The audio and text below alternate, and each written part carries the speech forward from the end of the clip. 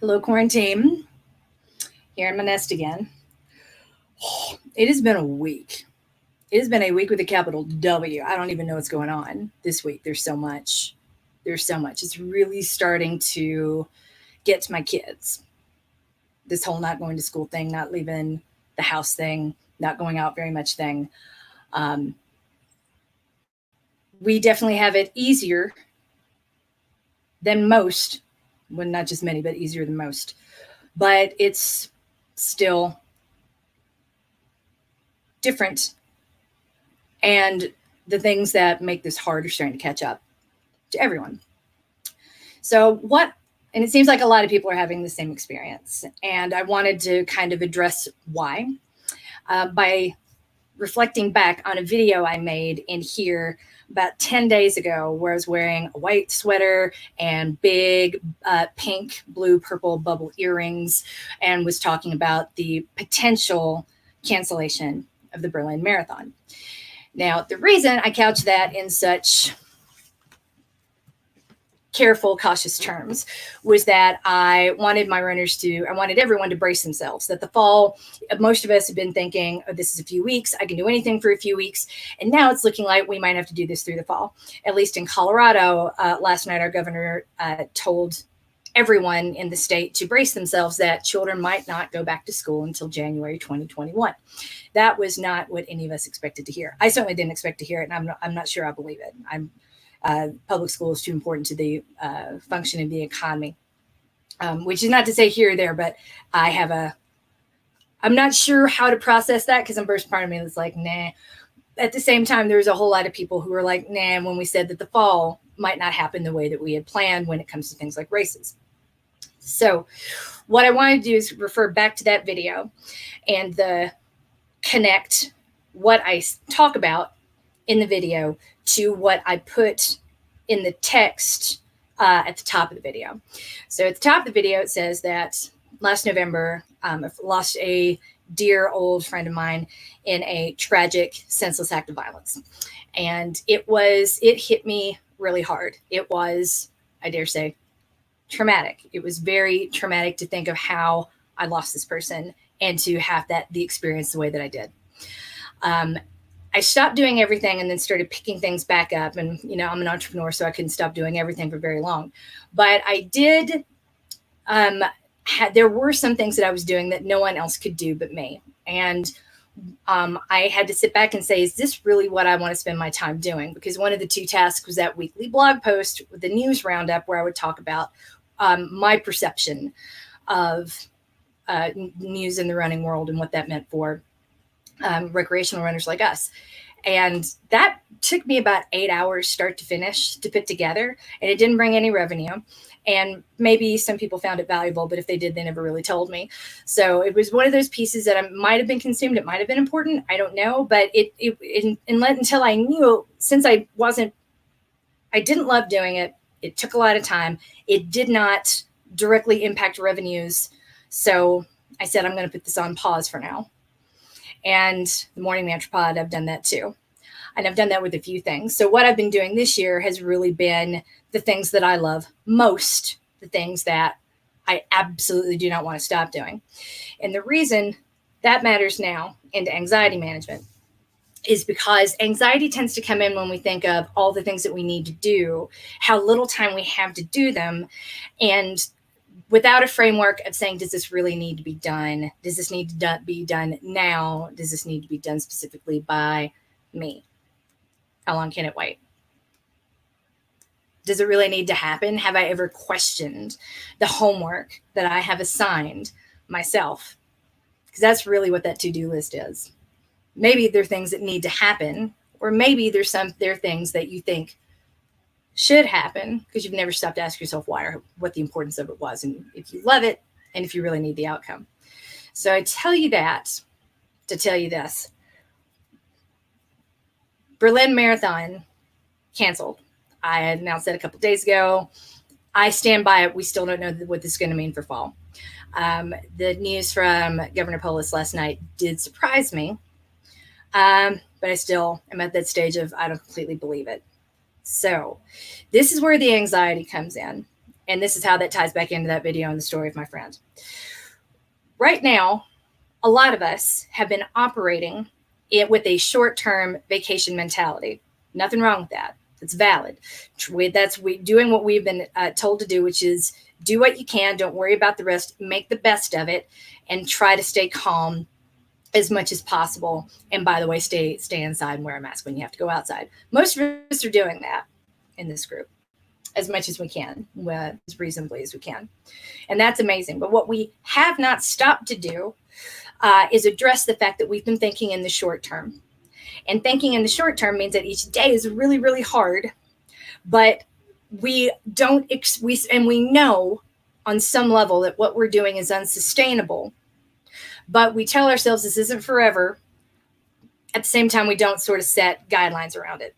So you can do anything for 2 to 3 weeks. Beyond that, that's when the burnout starts to set in. That's when the angst starts to set in. That's when you start to question everything. Like, Mom, I don't understand why we can't do this. Mom, I don't understand. So when my kids are feeling it, we're feeling it too. This has already gone on longer than we expected. And it looks like some aspects of it may go on even longer still. So now is the time to, as I like to say, kick the fucking bucket and take a day off. That's what I did yesterday. I canceled and moved things around to today and tomorrow, which means I'm going to be a little overloaded today and tomorrow. But I just wanted to take a day off completely and rest my head, really clear my mind. I went on big, long Pokemon walks with my kids. I took an extra long run to a different part of town I don't normally go to. I was outside almost all day long and I'm a little sunburned for it, but whatever. It was good because the only time I'm not responding to people is when I'm out on a walk or with my kids or on a run. And that is it. The rest of the time, there is somebody wanting my attention. And that gets to me too. As much as I love having responsibilities and having so many people in my life that I care for, that doesn't mean that the hey doesn't take a toll. It absolutely does. That's not lack of gratitude. That's just the way it is. So now that we're looking into this could go through the fall, not saying a prediction, and don't let your mind go down the rabbit hole of, oh my gosh, but that's the data point that's interesting and relevant. And when you start to catch yourself like, oh my gosh, I'm going to have to do all this through the fall, the answer is no, you won't. The way to manage that piece of anxiety is to tell yourself, I can't. The reason I'm feeling anxious right now is because what I'm doing has not been sustainable. We need to take this situation and make it sustainable as much as possible. What does that look like for me? Maybe that means maybe you eat out more. Maybe you use the microwave more. Maybe you set a day each week that's like, you know what, we're going to order pizza, or we're going to pretend that we're doing good for the community by supporting a local business. But what it really means is I'm just not going to think. And while everybody has pizza and a movie, I'm going to go take a really long bath or a really long walk or something, where you schedule in time off for yourself. But start by taking some time to think about what sustainability would look like and which parts of your life need to continue and which parts you can afford to hit pause on or set aside. Kind of like I did after Leanne passed, and kind of like I did a second time when all this hit. I love doing the morning mantra. It's a passion project, but I'd rather be in here facing people every day than speaking on a short podcast every night. This is funny enough, much easier for me to just show up and talk than it is to do into a microphone. Hiding in my bathroom from all the noise, especially at the end of the day when my head is rattling a little bit. So I tell you that to tell you this. In those moments when you feel anxious about how much there is to do, or the thought of this extending longer really starts to get to you in a way that has your heart beating faster and has you wide-eyed and breathing harder, that's information. That's good information. Listen to that. Lean into it and say, why does this make me anxious? Because I don't want to keep doing this. Okay. Well, I have to keep showing up to work. What does that have to look like? How can I spread out my my days off. This isn't a vacation. You can still take personal leave and sick leave. What do I need to do to care for myself? Looking back, I haven't done any self-care. My self-care used to be manicures, and I can't get those anymore. Okay. What am I going to put in its place and put it on the calendar instead? Time by myself, and how am I going to protect that time? Maybe I have to barter to get it with my partner too. I'm just spitballing here. It's going to look a little different for everyone. But I really want you to start thinking about it in those moments when the anxiety is rising. That's information telling you what pieces of your life are unsustainable. And I would urge you to start thinking about ways that we can take the current situation and make it more tenable.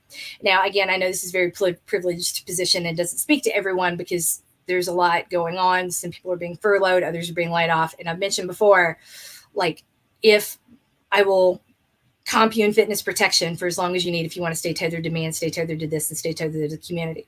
That aside, I know that's probably that's by far not your biggest concern. But I do want to say that I recognize that this is a privileged position. It's not for everyone, but it's still information. What are you afraid of, that you'll never find another job? Not true. There's something out there. I'm with so much going on, I don't know where to look. Reach out, talk to people. We'll find a place to start. So but the best place you can be is in a place where you're actually addressing your anxieties, acknowledging them, naming them, because then you can start doing something about them. You can start looking at the to-do list and taking off the stuff that doesn't really need to be there, and start focusing on the things that are going to make the biggest impact on your quality of life and make this current situation tenable and sustainable for you if it does have to go into the fall. If it ends sooner, awesome. Great, you win. If it goes longer, though, you're already prepared. Just like hopefully most of my runners who saw that video were when Berlin made the announcement, because I already had them thinking that way. I don't know what the future holds, but I know that you're coached, you're loved, and you're winning at life. If you're even taking a minute or two to address your anxiety, pull the information out of those moments, and keep finding a way to push forward. You have no idea how much mental strength you actually have. If you don't get my daily newsletter, I recommend signing up for it. I talk about that exactly today. You don't need more mental strength. You need a lighter load. Let's find ways to lighten the load for the long haul.